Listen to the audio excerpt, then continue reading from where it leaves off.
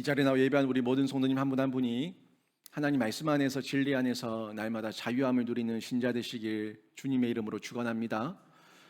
제가 하루 지내는 시간 중에 가장 저에게 쉼이 되는 시간이 1시간 정도 있어요. 아시는 분들은 다 아시겠지만 저는 오후쯤 되면은 한 30분 정도 운동을 하고 한 30분 정도 목욕을 하고 옵니다. 그 시간이 저한테는 굉장히 쉼이 되고 좀 피로가 풀리는 시간이에요. 또 그러고 와서 오후 시간 늦게 또 저녁 시간 제가 할 일을 더 조금 더 차분하게 마무리하고 저녁 식사를 하고 잠자리에 드는 제 패턴입니다. 일상의 패턴인데 제가 목욕을 종종 갈 때 저희 아이를 데리고 토요일에 한 번씩 가거든요. 매주는 아니고 가끔 한 번씩 데리고 가는데 목욕탕에 가면 우리 아이가 참 잘 놀아요. 혼자서 잘 노는데 한 번씩 조금 신경이 쓰여요. 얘가 엉뚱한 짓을 할 때가 있어가지고 한 번씩 어떤 엉뚱한 짓을 하고 있냐면 뭐 그림 그릴 데가 없어서 몸에 그림 그린 사람들이 있어요. 몸에 그림 그린 사람들한테 가서 신기해가지고 몸을 만지고 있어요. 이렇게 그러면 제가 깜짝 놀라서 그러면 안 돼. 자기는 본 적이 없으니까 몸에 그림을 그린 사람을, 그러니까 몸에 그림 그린 사람을 신기해서 이렇게 만지고 있을 때가 있어요. 그러면 그 아저씨들은 굉장히 당황해하죠. 그러면 제가 얼른 가서 그러면 안 돼라고 죄송합니다 하고 데리고 오는 이런 웃지 못할 상황이 몇 번 있었습니다. 근데 제가 목욕탕에 가서 보면 요즘 따라 더 한 것 같아요. 몸에 문신한 사람이 굉장히 많아요. 젊은 사람이나 늙은 사람이나 굉장히 몸에 문신한 사람들이 많다는 걸 제가 깨닫는데 보게 되는데 한 번씩 저 문신을 왜 했을까? 그림을 그리려면은 종이에 그리지 왜 저기다 그려서 평생 후회하며 저러고 다닐까? 애한테 부끄럽지 않을까? 이런 생각이 한 번씩 들 때가 있어요. 어떤 심리 상태에서 몸에다가 그렇게 그림을 그렸는지는 잘 모르겠습니다만 누군가에게 무시당하지 않기 위해서 내가 이런 사람이야 라는 걸 보여주기 위해서 자기 몸을 더럽히고 자기 몸을 함부로 대하는 사람들이 사실 세상에 굉장히 많아요. 남자들 같은 경우는 허풍이죠. 허세죠. 그냥 누군가에게 소위 꿀리기 싫어서 내가 이 정도로 세다 하는 걸 보여주려고 의도적으로 몸에 험한 문신을 그리는 사람들도 있다는 거예요. 실제로 보면 주변에 몸에 문신도 하고 담배를 자기 몸에 지져서 담배 흉터를 만들어내고 또 청소년 애들 같은 경우에는 의도적으로 자기의 성격을 드러내고 싶어서 나 건드리지 마라 하는 걸 드러내고 싶어서 의도적으로 팔목을 끊는 애들도 있어요. 죽으려고 하는 건 아니고 내가 이 정도로 독한 새끼다 나 건드리지 마라 하는 걸 보여주려고 부모에게 선생들에게 자기를 터치하지 못하게 하려고 의도적으로 그렇게 팔에 칼을 끊는 애들도 있다는 거예요. 참 불쌍한 애들인데 한마디로 나 이런 사람이야 건들지 마 하는 걸 보여주려는 겁니다. 자신을 파괴하면서까지 자신의 존재감을 드러내려고 하는 사람들이 상당히 많이 있다는 거예요. 생각보다 많습니다. 우리 교회 안에도 중고등부 아이들 가운데 그런 애들이 있을 수 있어요. 센 척하는 애들, 굉장히 자기가 대단한 척하는 애들, 허세, 허풍만, 겉멋만 들어서 까부는 아이들이 있는데 가끔씩 그런 애들을 보면 좀 안 됐다는 생각도 들고 측은한 마음까지도 듭니다. 이런 사람들 보통 보면 이제 나이가 들고 장성해서 뒤에 회개하고 후회하고 반성하는 경우가 많이 있죠. 취업도 안 돼요. 뭐 제대로 자기 개발을 했겠습니까? 그런 정신 상태를 가지고 취업도 안 되고 결혼도 못 하고 나중에 애를 낳아도 자녀 보기도 부끄럽고 더욱이 예수 그리스도를 인격적으로 만나고 나면 하나님 앞에서 이루 말할 수 없는 영적인 부끄러움 때문에 힘들어하고 어려워하는 사람들을 많이 봅니다. 또 뉴스에서도 다큐에서도 이런 사람들의 이야기 제가 접한 적이 있는데 몸에 있는 그림을 지우려고 피부과를 찾는데 쉽지 않아요. 그림 그리는 거는 쉬울지 모르겠지만 뭐 그릴 때도 아프다고 그러더라고요. 그림 그릴 때도 아픈 고통을 참으면서 그렸지만 지우는 건 더 힘들어요. 돈도 엄청나게 들어요. 오랜 시간, 정말 오랜 시간 온몸을 레이저로 쏘아대면서 지져대면서 그 색소를 빼내야 되는데 어디 그게 쉽겠습니까? 회복하는 것도 쉽지 않고 너무 많은 고통과 너무 많은 돈이 드는 그런 시간 가운데 내가 왜 그랬을까 후회해 보지만 돌이킬 수도 없고 이미 내 몸에 남겨진 그 흉터와 흔적은 어찌할 바가 없는 거죠. 이스라엘 안에 이런 자들이 있었어요. 이스라엘 안에도 이렇게 종교적인 영역에서 자신의 존재감을 드러내기 위해서 자신의 몸을 자해하고 자신의 몸을 더럽혔던 거짓 선지자들이 있었다는 겁니다. 이 사람들은 자신의 어떤 영적 실력을 뽐내고 싶었어요. 내가 믿는 신이, 내가 영적인 권위가 이 정도야 하는 걸 드러내기 위해서 자기를 자해하고 심지어 인신 제사를 드리고 자신의 몸에 칼집을 내며 그렇게 발악을 했었던 이런 거짓 선지자들, 실제 성경 곳곳을 읽으면서 저희들이 쉽게 접할 수 있는 내용입니다. 그런데 오늘 본문에 보니까 이런 거짓 선지자들이 자기 몸에 상처를 낸 것에 대해서 너무너무 부끄러워하는 거예요. 좋은 내용이죠. 회개했다는 거고 돌이켰다는 건데 그렇게 자신이 살아왔던 과거의 그런 잘못된 모습이 후회가 돼서 반성을 하고 있는데 차마 자신의 어떤 모습을 자랑거리로 삼지 못하는 거죠. 그래서 자신의 신분도 속이고 자신의 어떤 과거를 숨기려고 하는데 몸에 남은 흉터는 어쩔 수가 없는 거예요. 사람들이 너의 몸에 있는 흉터는 뭐냐라고 물으면 친구 집에서 놀다가 생긴 흉터다라고 거짓말하며 둘러대는 이런 지경에 있는 내용을 오늘 본문이 전해주고 있습니다. 우리가 이 땅을 사는 가운데 진리와 비진리가 있는데 이 비진리 앞에서는 단호할 필요가 있어요.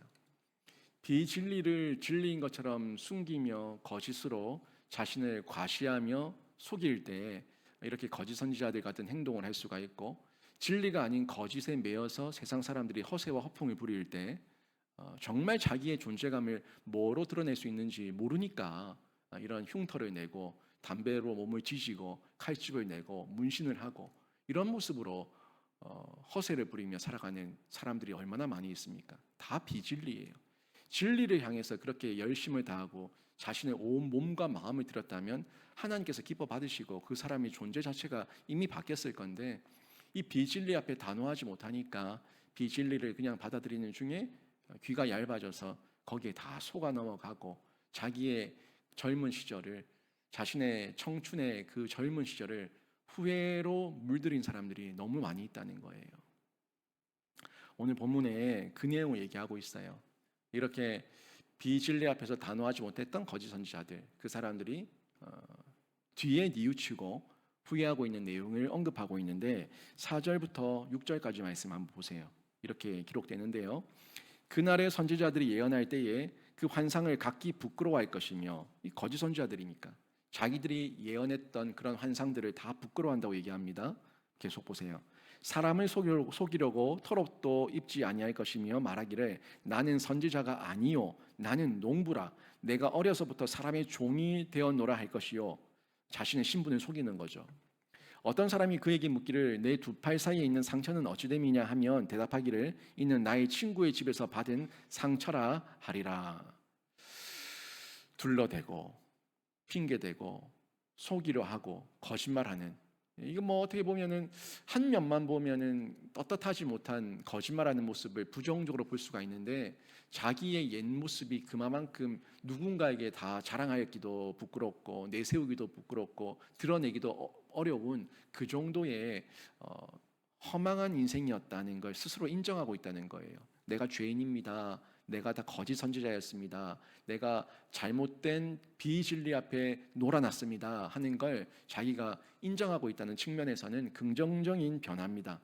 아무튼 이 거짓 선지자들이 과거에 자신이 가졌던 거짓 예언, 비진리 앞에서 속았던 이런 모습들을 다 버렸다는 말씀인데, 제가 지난주에 3절 말씀을 언급하면서 이 거짓 예언하는 자녀를 부모가 칼로 찔렀다라는 내용을 언급을 했어요.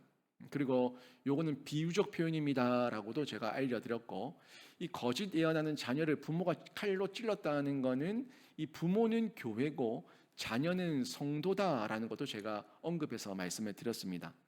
이 부모가, 그러니까 교회가 거짓에 빠져 있는 성도를, 자녀를 바로잡기 위해서 아주 단호하게 칼로 도려내는, 칼로 찔러서 바로 세우는 이런 단호함을 전달해 주고 있는 메시지였다고 알려드렸는데, 혹시라도 여러분이 진리 앞에서 단호할 수 있는지 한번 생각해 보세요. 정말 여러분이 혹시라도 내 자녀에게 진리 앞에서 단호할 수 있는지 한번 스스로 자문해 보세요. 여러분 자녀가 만약에 신천지에 빠졌다거나 구원파에 빠졌다거나 아주 심각한 이단 집단에 빠졌다면 여러분 어떻게 하시겠습니까? 여러분 자녀를 여러분 어떻게 거기서 구출해 내겠습니까? 아니면 내 자녀는 거기에 이단에 빠지지 않았는데 그 이단 집단이라고 하는 이름 속에 소속되진 않았지만 이미 세상의 유혹 가운데 사탄의 노예가 되어 있다면 여러분 어떻게 하시겠습니까? 여러분 자녀가 절대 결코 평생에 예수를 믿지 않을 상황에 처해 있다면 여러분 어떻게 하시겠습니까? 여러분이 부모로서 그 자녀에게 단호하게 대처할 수 있겠습니까? 부모는요, 교회는요, 진리와 비진리 앞에 대해서는 단호해야 됩니다. 교회는, 부모는 교회의 질서를 깨뜨리고 가정의 질서를 깨뜨리는 것에 대해서는 단호해야 됩니다. 만약에 목사가, 성도가 이단에 빠졌는데 이단에 발을 들이고 우리 성도들에게 이단의 교리를 전파하고 있고 또 우리 교회의 질서를 흐트리고 있다면 목사인 저는 교회를 보호하기 위해서 어떻게 해야 될까요? 물론 권면하겠죠. 그러지 마라, 안 된다. 권면하고 다독이고 야단치고 호통치고 부탁하고 당부하고 할 수 있는 대로 저는 그분에게 그 집단에 가지 말라고 당부하고 권면할 겁니다. 1번, 2번, 3번, 4번, 5번, 1년, 2년, 3년 시간이 지나면서 하지 말라고 하는데도 계속 한다면 저는 출교시킵니다. 교회 출입 금지시킬 거예요. 그게 교회를 보호하는 길이에요. 만약에 여러분 자녀에게 안 된다, 이건 가정의 질서를 무너뜨리는 거야, 이건 교회의 질서를 무너뜨리는 거야, 이렇게 하면 안 되는 거야 라고 끊임없이 계속해서 얘기하는데 여러분 자녀가 계속해서 가정의 질서를 무너뜨리고 부모에게 대항하고 대적하고 배척하고 폭력을 휘두르고 또 교회의 질서까지 깨트린다면 여러분 거기에 대해서 어떻게 단호하게 대처할 수가 있겠습니까? 남편이 그런다면 이혼하겠죠. 자녀가 그런다면 어떡하겠습니까? 자녀가 그런다면 어떡하겠습니까? 지금 교회의 이 모습을 지금 자녀와 부모로 얘기하고 있어요. 자녀와 부모로 얘기하고 있어요. 이 성경이 지금 비유적으로 얘기한 표현이지만 3절에서 남편과 아내로 얘기하지 않고 부모와 자녀로 얘기하고 있다는 것을 여러분 잘 보십시오. 먼저 진리를 가진 자는요, 그 비진리 앞에서 단호하셔야 됩니다. 자녀가 교회 나가지 않는 걸 당연시 여기는 것, 자녀가 11조생활 하지 않는 걸 당연시 여기는 것, 자녀가 하나님 앞에서 경건하고 거룩한 모습으로 살아가는 것을 당연시 여기지 않고 지 마음대로 살아가는 걸 여러분은 그냥 세상 풍조라 여기며 혹시라도 내버려 두고 있지 않습니까? 혹시라도 지 알아서 하겠지라고 내버려 두고 있지 않습니까? 만약에 그런 양보를 하고 있다면 이미 진리 앞에서 단호하지 못한 태도입니다. 진리 앞에서 바르게 가르치지 못하고 있는 태도예요. 성경은 우리에게 부모는, 교회는 자녀에게, 성도에게 진리와 비진리 앞에서는 단호하게 전하고 단호하게 가르치고 단호하게 권면할 것을 말씀해 주고 있습니다. 그게 목사의, 교회의 직분이고 책임이고 부모가 자녀에게 가지고 있는 책임이고 의무예요. 이 부분을 성경은 굉장히 중요하게 얘기하고 있는데, 사랑하기 때문에 거칠게 대할 수도 있어야 된다는 거예요. 사랑하면 모든 걸 참는 게 아니에요. 사랑한다고 모든 걸 용납하는 게 아니에요. 고린도전서 13장에서 사랑은 언제나 온유하고 오래 참고 얘기하고 있지만, 그 사랑은 진리에 대한 영역에서 기다려주는 영역이지만 분명히 비진리에 대해서는 단호하게 얘기하며 기다리는 거예요. 가르치며 기다리는 거예요. 근데 가르치지 않고 말하지 않고 알려주지 않고 교육하지 않는다면 그거는 교회가, 부모가 사랑이라는 이름을 잘못 오용하고 있는 거고 잘못 해석하고 있는 거예요.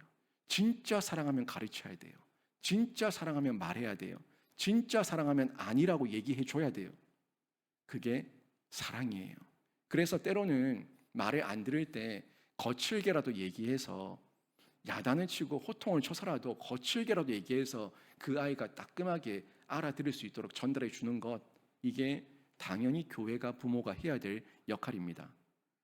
아무리 사랑하는 가족이라고 해도 이단에 빠졌는데, 음란한 짓을 하고 있는데, 마약을 복용하고 있는데 사랑한다고 그냥 내버려 두는 것, 이건 사랑 아닙니다. 사랑하기 때문에 과감하게 끊어낼 수 있도록 도와줘야 되고, 그 칼을 빼들지 못할 때 칼을 빼들어서 손에 쥐어줄 수 있는 이런 용기가 교회와 부모에게 있어야 된다는 거예요. 이런 유혹과 미혹에 빠지는 자들은요, 하나같이 어리거든요. 그게 특징이에요. 아무리 교회의 연수가 10년, 20년, 30년이 됐다고 해도 귀가 얇고 사탄의 유혹과 미혹에, 세상의 유혹과 미혹에 쉽게 흔들리는 사람들은 신앙이 어린 사람들이에요. 아무리 덩치가 컸다고 얘기해도 20세가 넘고 30세가 넘고 40세가 넘은 자녀라고 해도 그 아이가 세상의 유혹과 미혹에 빠져서 음란하고 음탕하고 마약을 손대고 세상에 허랑방탕하게 살아가고 있다면 그건 어린 거예요. 자란 게 아닙니다. 몸집은 자랐을지 모르겠지만 이미 정신 연령은 어린애예요. 그런 사람들에게는 가르침이 아직도 여전히 필요하다는 겁니다. 어린 사람들에게 가르치는 것은 당연히 먼저 진리를 소유한 사람의 책임이겠죠. 아는 사람이 가르치지 모르는 사람이 가르치겠습니까? 이 사람들은 늘 자기가 뭘 잘못했는지 모릅니다. 늘 스스로 합리화를 합니다. 가짜 은혜를 진짜 은혜로 착각합니다. 거기다가 일부는 그것이 진짜이냐 큰 자랑거리 삼아서 떠들고 다니는 사람들도 많이 있어요.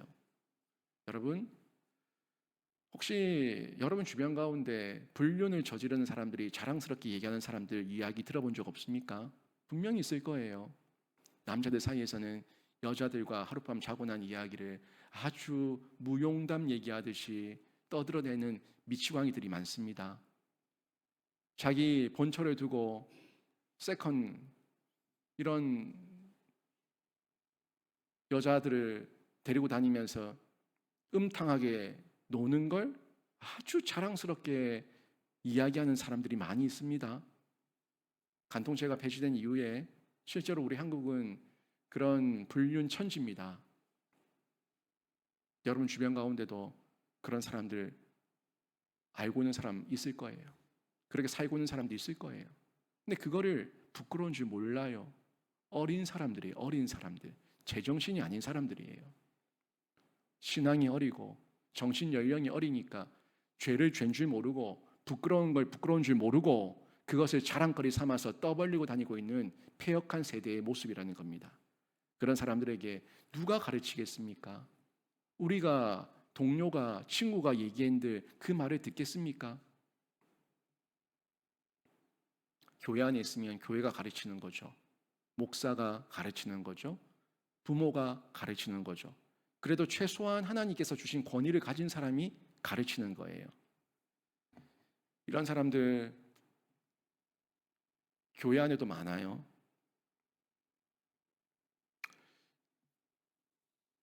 어떤 성도님이 그렇게 얘기하더라고요.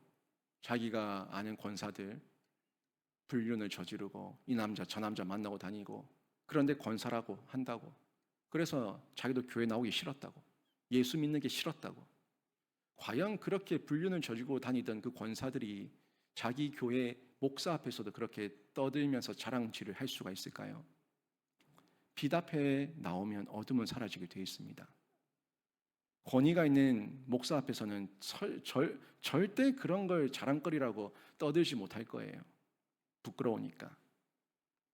어둠은 빛을 피합니다. 그리고 도둑놈들은 경찰을 피합니다. 허랑방탕한 삶을 사는 성도들, 바른 신앙의 모습을 가지지 못하고 엉뚱한 모습으로 살아가는 성도는 목사를 피합니다. 제가 느끼는 바예요. 성도가 목사를 친하게 지내는 것은 당연한 거예요. 근데 성도가 목사를 피할 때는 뭔가 있어요. 뭔가 자기에게, 목사에게라도 하나님 앞에서는 더 하겠죠. 근데 목사에게도 떳떳하지 못하고 부끄러운 모습이 있을 때 목사를 피한다는 걸 저는 느껴요. 부끄럽거든요. 사람을 피할 이유도 없고 목사를 피할 이유도 없고, 우리가 진리 안에 있으면 빛 가운데 예수 그리스도를 피할 이유도 없어요. 이게 우리에게 굉장히 중요한 부분인데, 우리는 빛 앞에 있고 예수 그리스도 앞에, 하나님 앞에 있다는 코람데오의 정신을 늘 소유하고 있을 때 우리가 정말 자랑거리가 뭔지를 바로 알고 하나님 앞에 감사하며 간증하며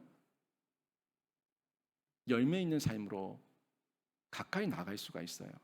근데 피한다는 것은 항상 자랑스럽지 못하고 마음 한켠에 부끄럽다는 걸 스스로가 알고 있는데 세상 속에서 무뎌지고 무감각해지니까 세상 사람들 앞에서는 그걸 자랑거리처럼 떠들고 다닌다는 거예요. 세상에서 허랑방탕하게 살고 자기 몸에 흉터를 내서 과시하며 다니는 그 사람들이 과연 빛 앞에서도, 교회 앞에서도, 목사 앞에서도 그걸 자랑거리처럼 얘기할 수 있을까요? 우리가 의지하고 붙들어야 될 거는 이런 세상의 허세와 허풍이 아닙니다. 하나님의 진리예요. 하나님의 진리 앞에 있을 때 진짜 세상에서 두려움을 다 떨쳐내게 되고요. 하나님의 진리 앞에 있을 때 진짜 참된 자유를 누리게 되는 거예요. 허세, 허풍이 나를 자유롭게 하는 게 아닙니다. 나의 존재감을 높여주는 게 아니에요. 내 몸에 상처를 내며 흉터를 내며 누군가에게 나를 드러내기 위해서 나를 자해하는 게 나의 존재를 드러내고 나를 자유롭게 하는 게 아니에요. 빛 앞에 있어야 돼요. 진리 앞에 있어야 돼요. 말씀 앞에 있어야 돼요. 그때 진짜 자유함을 얻게 된다는 겁니다. 거짓 진리는 사람을 올가맵니다. 지금은 나를 속여서 이게 진리인 것처럼 나를 숨기지만 아니에요. 결국 나를 올가매고 나를 더 두렵게 합니다. 더 부끄럽게 합니다. 그게 가짜고 거짓 진리예요. 그래서 거짓 교훈을 받은 사람일수록 두려움이 많고요. 강박관념이 강합니다. 늘 벌벌 떨어요. 작은 것에, 사소한 것에, 소소한 것에 벌벌 떨어요. 왜? 거짓에 속았으니까. 내가 진짜가 아닌 줄 아니까 올가매어 있고 두려워 떠는 건 당연한 거예요. 그래서 기도 안에서 벌 받을까 봐 벌벌 떨고, 간밤에 이상한 꿈 꿨다고 벌벌 떨고, 누가 불길한 말 한마디 하면 그것 때문에 또 벌벌 떨고, 뭐 이런 것들 가지고 하나하나를 가지고 벌벌 떠는 사람들이 상당히 많이 있다는 겁니다. 저는요 이런 것 가지고 벌벌 떨지 않습니다. 뭐 꿈이 이상했다, 누가 나한테 뭐 욕설을 했다, 뭐 위협을 했다, 뭐 그런 말 때문에 벌벌 떨 이유가 전혀 없어요. 자유한 만큼, 주 안에서 빛 가운데서 자유한 만큼 오픈하는 거예요. 오픈하고 간증하고 또 그 가운데서 감사를 찾아서 내 마음을 다시 다스릴 수 있는 모습, 이게 진짜 신자의 모습이에요. 그래서 신자가 성경과 성령의 부흥을 갈망하며 성장하는 것은 필수입니다. 필수. 신자가 성경과 성령의 부흥을 갈망한다는 것, 이게 내가 자라가는 아주 중요한 덕목인데 이 내용들 가운데서 계속 성장하고 자라가야지 두려움을 떨쳐버릴 수가 있어요. 아이들은요, 기본적으로 두려움이 많아요. 항상 소소한 것, 작은 것에도 두려워하고 벌벌 떨고 눈물을 금방 울어요. 우리 애도 제가 우리 아이 울리는데 5초면 울릴 수 있습니다. 그만큼 울리기가 쉬워요, 아이들은요. 어리다는 거예요. 두려워한다는 거예요. 벌벌 떤다는 거예요. 진리가 없다는 거예요. 이성이 없다는 거예요. 옳고 그름을 분별하지 못한다는 거예요. 뭐가 옳고 그르고 뭐가 진짜고 가짜고 뭐가 허풍이고 허세인지 안다면 거기에 벌벌 떨 이유가 없다는 거죠. 몸에 문신 새긴 사람들 있다고 뭐 무섭습니까? 뭐 문신 새겼으면 어쩔 건데요. 뭐 어쩔 거예요. 법치국가 대한민국에서 허세고 허풍이에요. 자기를 무시하지 않도록 하는 것은 그런 몸에 그려놓은 문신이 나를 무시하지 않는 게 아니라 자기의 정체성이 자기를 존중할 때에 내 사명과 내 본분을 알 때에 스스로 높아지는 거예요. 그림을 몸에 그려서 높아지는 게 아니라. 그런데 그런 정체성이 없는 사람들이 그렇게 허세와 허풍을 부리고 엉뚱한 것, 돈, 사치, 명예, 인기, 성 이런 온갖 것들을 가지고 치장하면서 자기의 존재감을 드러내려고 하지 않습니까? 어리고 불쌍하고 측은한 사람들입니다. 우리는요, 말씀을 더 명확하게 더 구체적으로 분별해서 하나님의 섭리 앞에서 감탄할 때에 내가 어떤 존재인지 나를 더 잘 알고 나를 더 존중히 여기며 나를 더 사랑하며 사랑받은 자답게 사랑을 베풀며 살아갈 수가 있어요. 이게 우리 신자의 모습입니다. 중요한 거는요, 말씀을 명확하게 구체적으로 분별해서 알아야 된다는 겁니다. 그래서 말씀 앞에서 하나님의 섭리를 깨닫고 그 앞에서 감탄해야 된다는 거예요.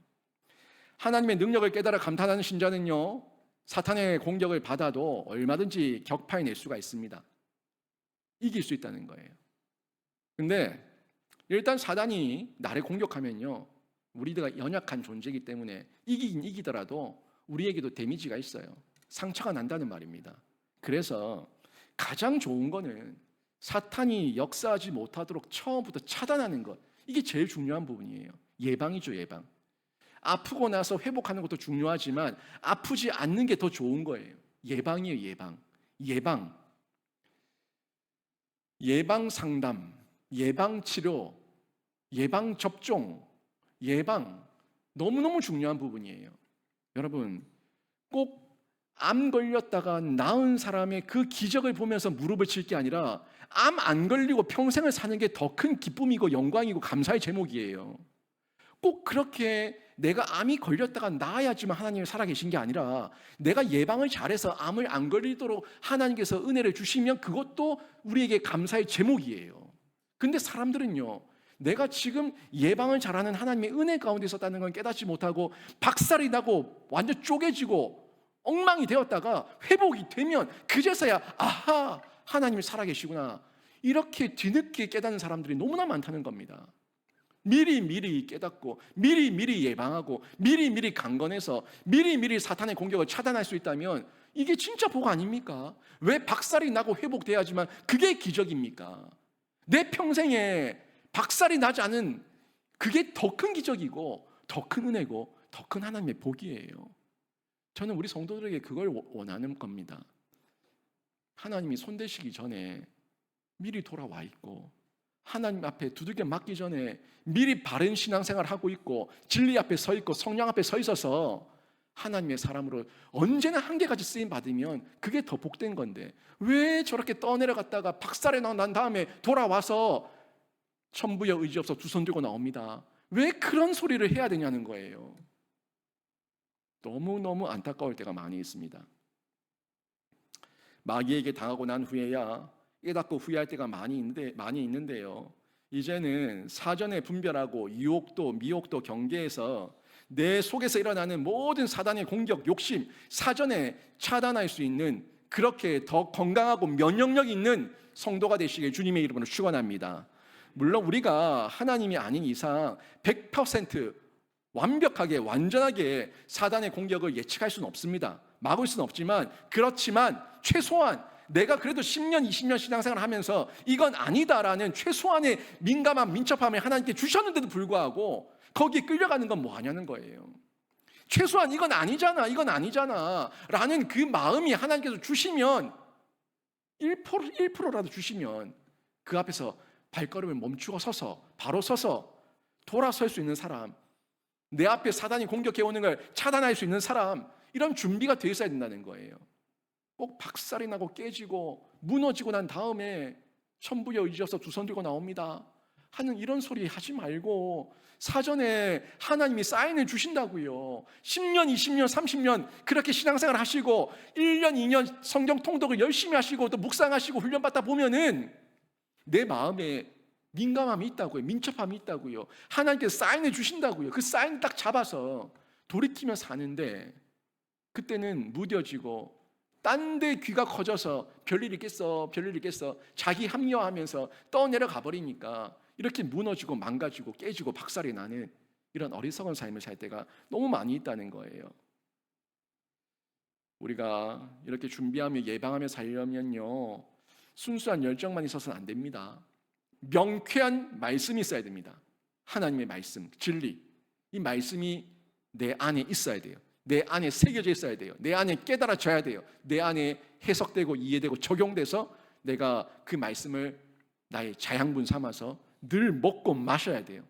명쾌한 말씀, 생수, 그리고 영의 양식, 이걸 끊임없이 먹고 마실 때 말씀이 분명히 밝혀지고 깨달아지고 내 삶의 여러 가지 소소한 모든 사단의 유혹과 미혹과 공격을 우리가 분별할 수가 있다는 겁니다.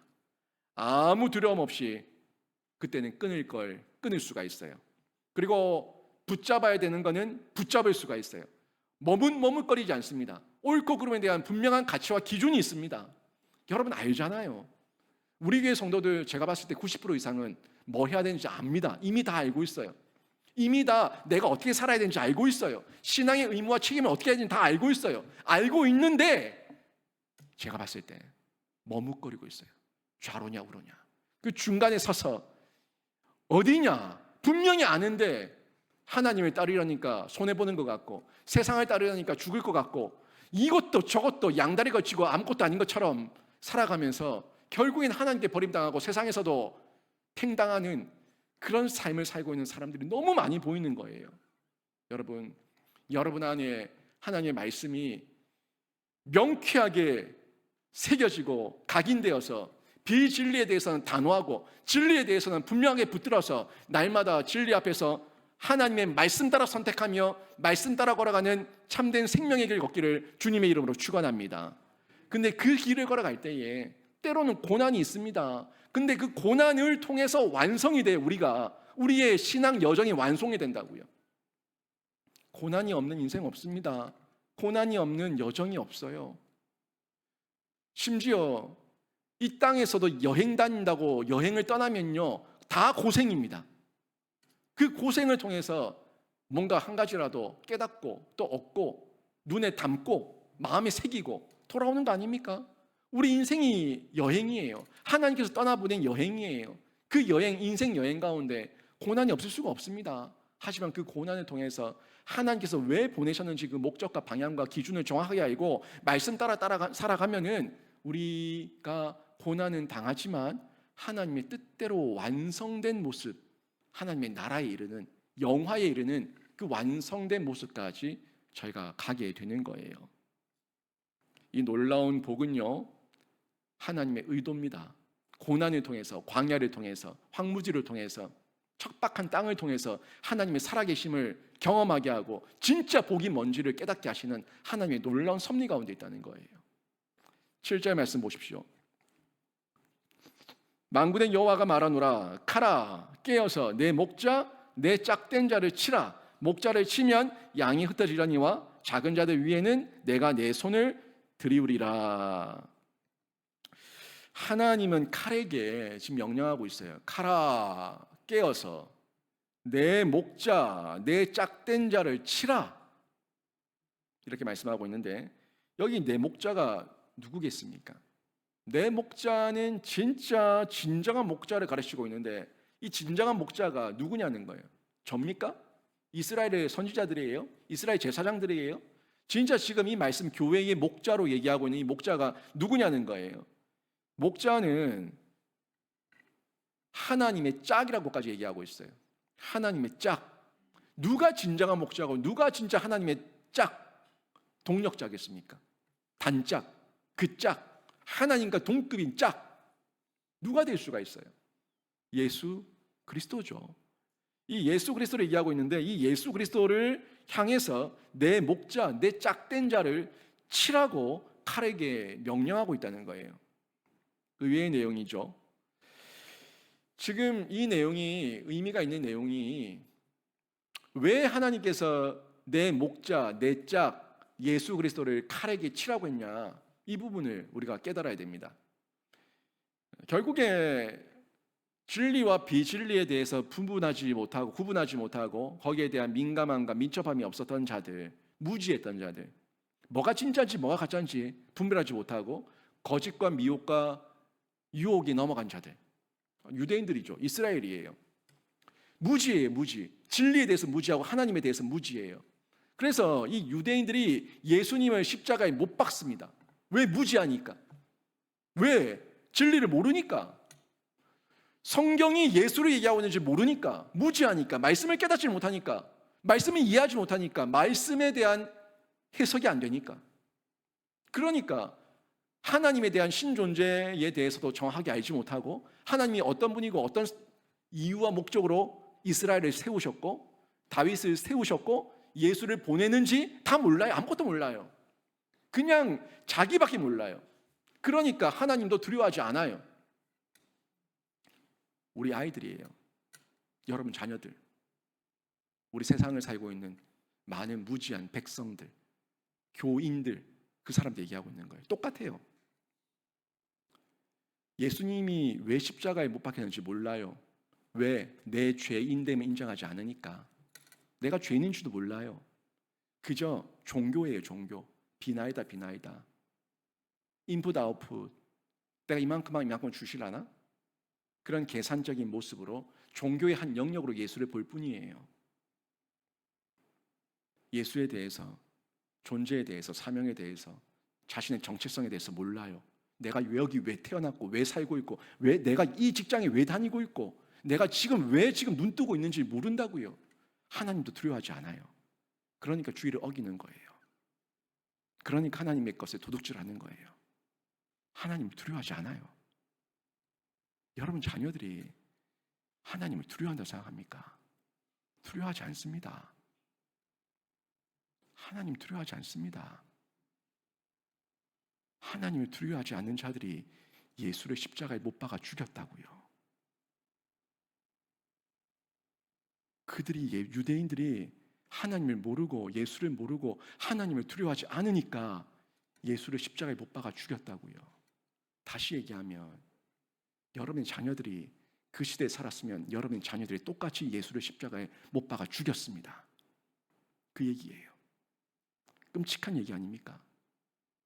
내가 목숨처럼 믿는 예수, 생명처럼 믿는 예수를 내 자녀가 십자가에 못 박아 죽인다고. 끔찍하지 않아요? 그 무지 때문에 예수님께서 그 인간들의 무지 때문에 가장 고통스러운 형틀인 십자가에서 못 박혀 죽으셨습니다. 정말 하나님을 두려워한다면은 예수를 향해서 돌을 던질 수가 없고 침을 뱉을 수가 없고 예수를 죽이라고 소리칠 수 없겠죠. 사울 왕이 다윗이 도망갔을 때 아히멜렉이라는 제사장에게 도망갔거든요. 그때 이 아히멜렉이 다윗을 숨겨줬다는 사실을 사울이 알게 됐어요. 우리 사무엘상 나중에 뒤에 나올 겁니다. 근데 그 사울이 이 사실을 알고 나서 아히멜렉을 비롯한 그곳에 있었던 제사장 85명을 다 죽이라고 했습니다. 그런데 이스라엘 백성들이요, 차마 감히 왕의 명령인데도 불구하고 그 아히멜렉과 85명의 제사장들을 죽이지 못했어요. 왜요? 하나님의 제사장이기 때문에. 하나님의 제사장이기 때문에 하나님이 무서워서, 하나님이 두려워서 그 아히멜렉과 그 85명의 제사장들을 감히 칼을 뽑아서 죽이지 못했습니다. 그런데 누가 이 아히멜렉과 85명의 제사장을 죽인 줄 아십니까? 에돔 사람 도액이죠. 에돔 사람 도액이 나타나서 그 아히멜렉과 제사장 85명을 다 죽입니다. 왜? 에돔 사람 이 도액은 하나님에 대해 몰랐거든요. 하나님에 대해 무지했거든요. 하나님을 두려워하는 마음이 없었거든요. 그래서 그렇게 85명의 제사장들을 다 죽일 수가 있었어요. 마찬가지. 예수님을 모르니까, 하나님을 두려워하지 않으니까 예수 그리스도를 십자가에 못 박아 죽일 수가 있었던 거예요. 그래서 하나님이 칼에게 내 목자, 내 짝을 치라고 명령하셨는데, 이 명령은 하나님의 놀라운 섭리인데, 내 목자, 내 짝 예수를 칼로 치라라고 명령하는 그 명령 안에 그 명령을 받아서 무지한 자들이, 알지 못하는 자들이 그 예수를 죽일 것까지 다 아시고, 예수를 모르는 자, 하나님을 모르는 자, 하나님에 대해서 두려워하지 않는 자들이 이 예수를 죽일 것, 하나님에 대해서 모욕할 것, 하나님에 대해서 반역할 것까지 다 아시고, 그 양들의 죄 때문에 그 무지한 자들을 통해서, 무지한 자들을 위해서 무지한 자에게 죽게 하신 거예요. 잘 보세요. 예수님의 죽으심은 그 예수를 모르고 하나님을 모르는 무지한 자를 위해서 그 무지한 자들에게 죽임 당하신 거예요. 기가 막힙니다. 나를 죽이는 자들을 위해서 내가 죽은 거예요. 나를 모르는 자들을 위해서 내가 죽은 거예요. 예수님이 그러셨다고요. 하나님을 모르고 하나님을 두려워하지 않고 예수 그리스도를 모르는 자들을 용서하기 위해서, 그들을 위해서 그들에게 죽임을 당하셨다는 것. 이 성경이 지금 이 7절에서 하나님께서 칼에게 명령하셨던 그 이유입니다. 그 내용이 지금 그대로 얘기하고 있지 않습니까? 그리고 이 내용을 보니까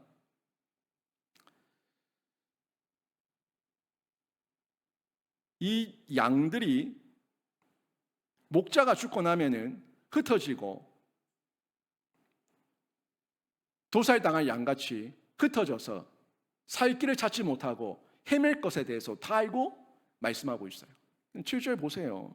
이 부분에 양이 흩어지려니와 작은 자들 위에는 내가 내 손을 들이우리라 라고 말씀하고 있는 내용까지 보십시오. 하나님은 지금 목자가 죽는 것 외에는 양들을 살릴 길이 없다는 거 알고 계셨어요.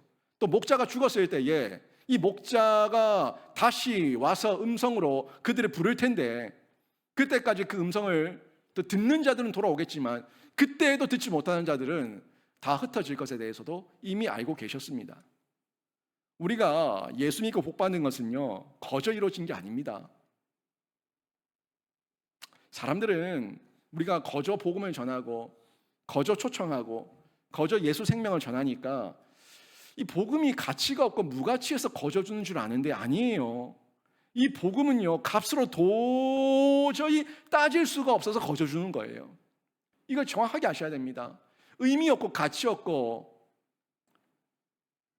값어치가 없어서 그냥 주는 공짜가 아니라 값을 환산할 수 없는 놀라운 하나님의 은혜고 사랑이고 능력이기 때문에 이걸 그냥 거저 준다는 거, 이걸 정확하게 기억하셔야 된다는 겁니다. 예수님은요, 십자가를 지시기 전에 오늘 이 스가랴서 13장 7절 말씀은 이미 인용하셨어요. 말씀하셨습니다. 마태복음 26장 31절에 보면 이런 말씀이 나와요. 그때 예수께서 제자들에게 이르시되 오늘 밤에 너희가 다 나를 버리리라. 기록된 바 내가 목자를 치리니 양의 떼가 흩어지리라 하였느니라. 이 말씀이 지금 스가랴서 13장 7절 말씀의 인용이죠. 예수께서 이 말씀을 그대로 인용하셔서 목자 예수님 자신을 칠 때에 양떼가 흩어질 것에 대해서도 말씀을 하고 있다는 거예요.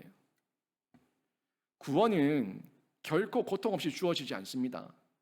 그러나 목자의 죽음은요, 양떼에게 완전한 절망이에요.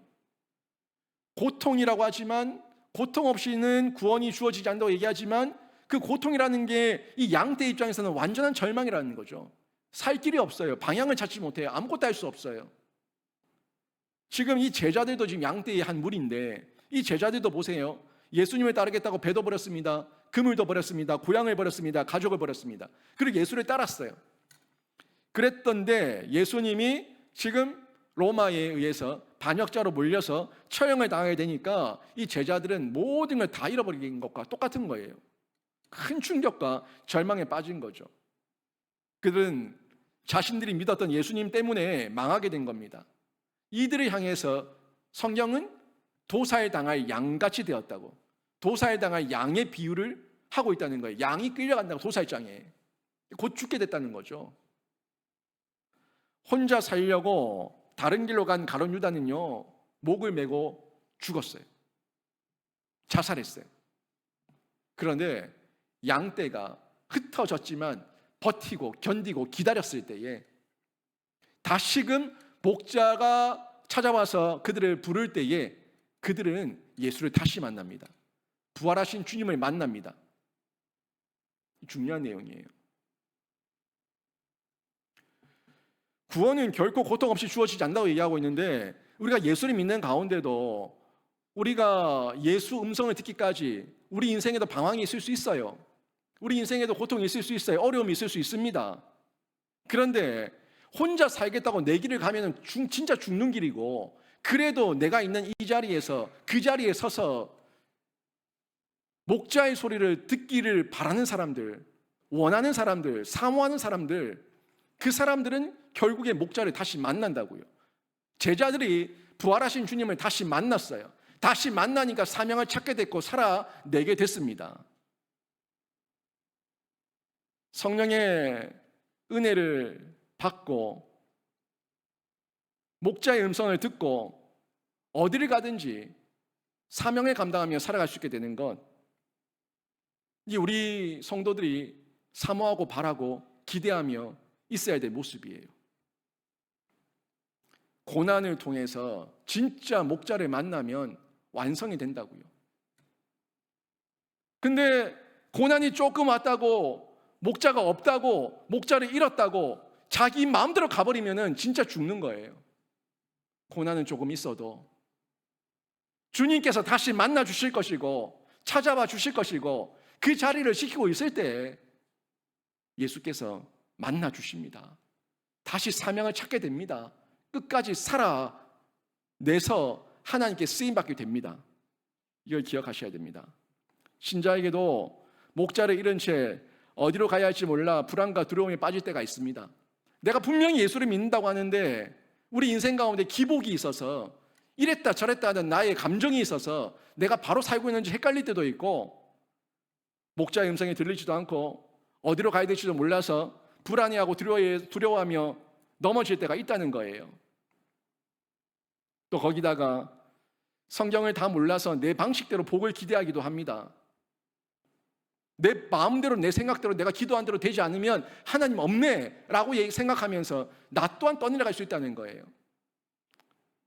이때마다 저희가 정신 바짝 차리고 지금의 고난을 잘 이겨내면은 다시 주님께서 나를 만나 주시고 사명 주시고 나를 쓰실 거라는 확신 가지고 이겨내시고 살아내시길 주님의 이름으로 축원합니다. 이게 우리 신자가 가져야 할 태도고 자세예요. 고난이 있다고 떠내려가지 마시고, 고난이 있다고 잠시 무너지지 마시고, 고난 가운데서 더 굳건히 바로 서서 살아내시라는 겁니다. 사탄은요, 이런 종교적 기복 가운데 틈을 탑니다. 여러 가지 모습으로 우리를 무너뜨립니다. 인간적 교제를 하기 위해서 교회에 왔다가 죄에 대한 직면을 당하면은 죄에 대한 직면을 받아서 싫어하고, 듣기 싫어하고, 무서워하고, 실망하고, 죄를 인정하기 싫어서 떠나가기도 하고. 그래도요, 있어야 돼요. 그래도 공동체 안에 있어야 되고, 교회 안에 있어야 되고, 그래도 진리 말씀 들으면서 있어야 돼요. 그래야지 끝까지 살아낼 수가 있습니다. 지금 내가 다 알지 못하고 다 깨닫지 못해서 내가 지금 예수를 잠시 잃어버린 것 같아서 헤매고 있는 것 같은 그런 두려움이 엄습한다고 할지라도 그래도 끝까지 사명을 붙들고 살아내야 된다는 겁니다. 그 자리를 지키고 있어야 된다는 거예요.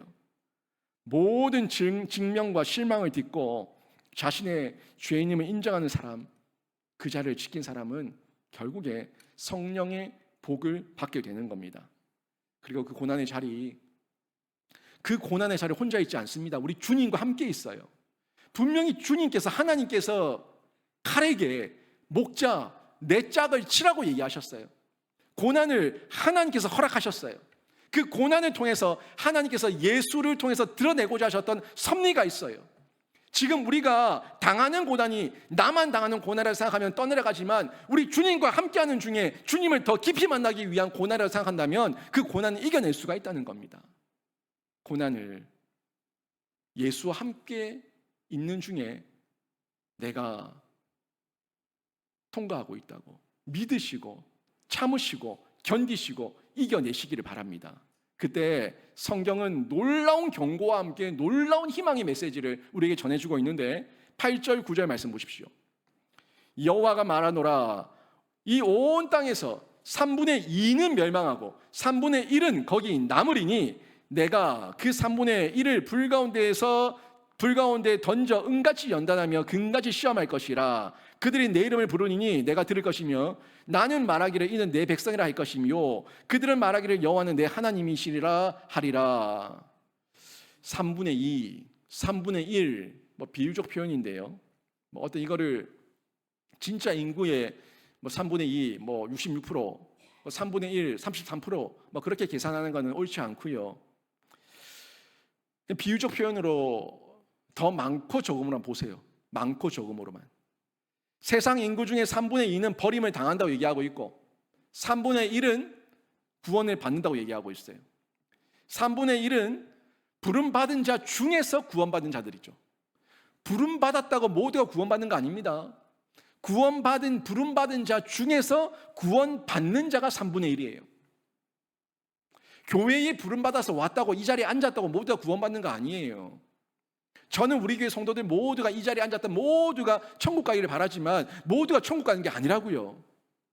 부름받은 자 중에서도 구원받는 자들이 있어요. 그게 3분의 1이라는 겁니다.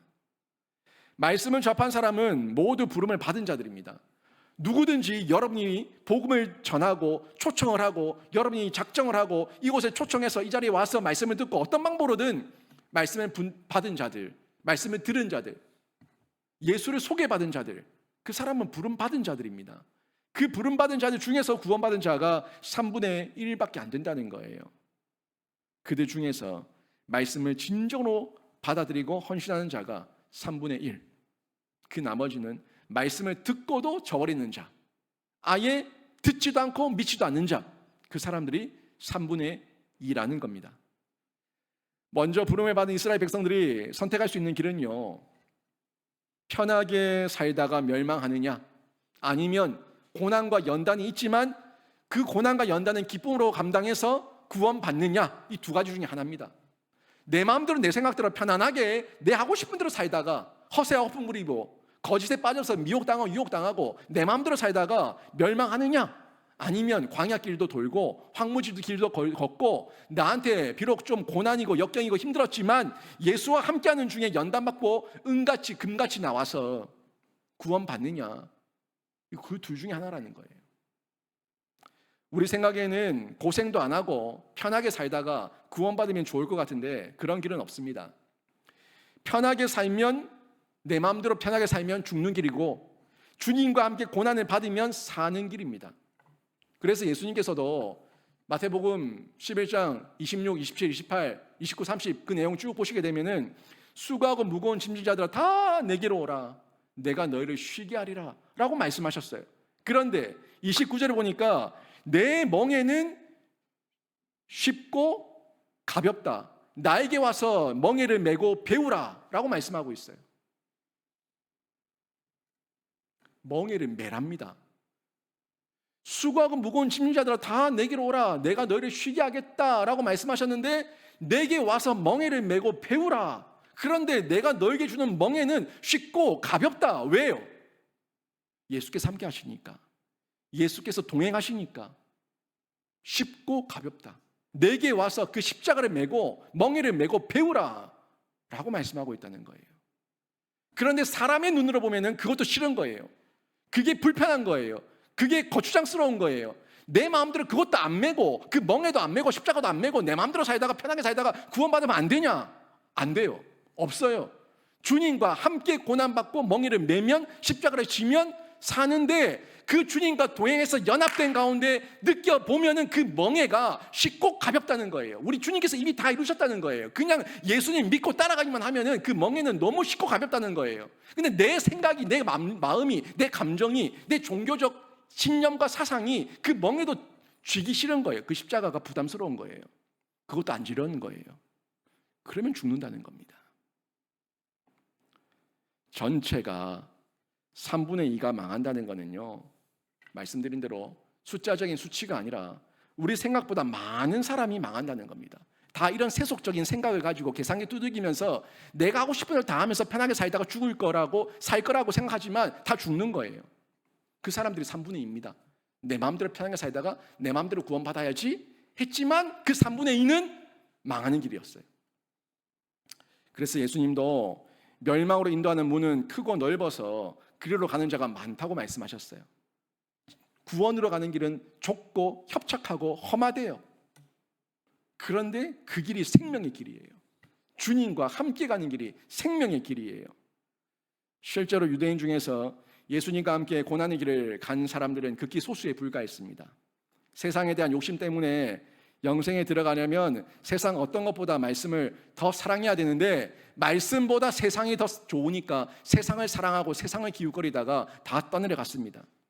부자 청년이 예수님을 찾아와서도 예수님을 따르겠다고 마음의 결단을 얘기했지만 예수님께서 자기 재산을 다 버리고 따르라고 하니까 심히 걱정하고 고민하다가 다시 되돌아갔어요.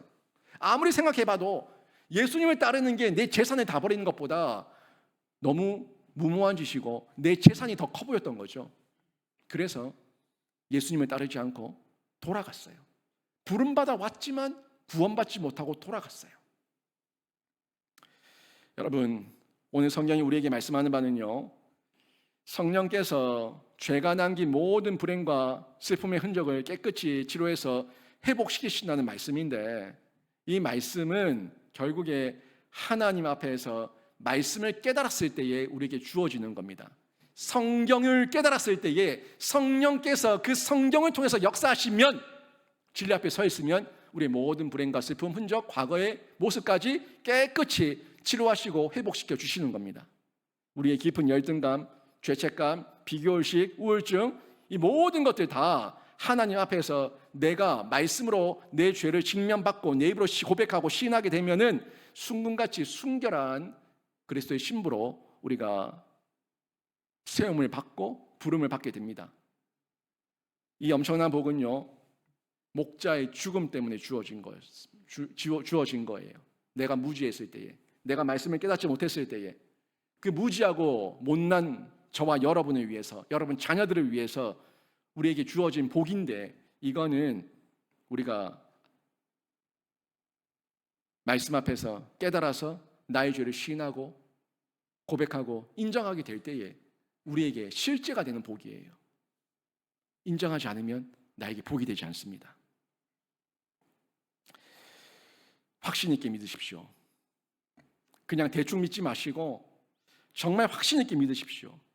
신앙의 여정 가운데 여러분에게 불같은 시험이 올 수 있습니다. 불같은 시험이 올 수 있지만 그 시험이 올 때에 도리어 기뻐하고 즐거워하십시오. 왜? 고난이 있다는 것은 예수께서 나와 함께 하신다는 것이고, 예수께서 나를 부르셨다는 것이고, 내가 구원받은 백성의 반열 속에 있다는 것이기 때문에 그 시험을 이겨내시고 견뎌내시고 극복해내셔서 여러분은 떠내려가는 자가 아니라, 가룟 유다 같은 자가 아니라, 망하는 자가 아니라 순금 같은 신부로 주 앞에 나오고 계속해서 자라가셔서 여러분 한 분 한 분이 하나님 앞에서 계속해서 자유함을 얻고 말씀으로 기뻐하며 즐거워하며 그 기쁨 가운데 온전히 거하는 신자가 되시길 주님의 이름으로 축원합니다.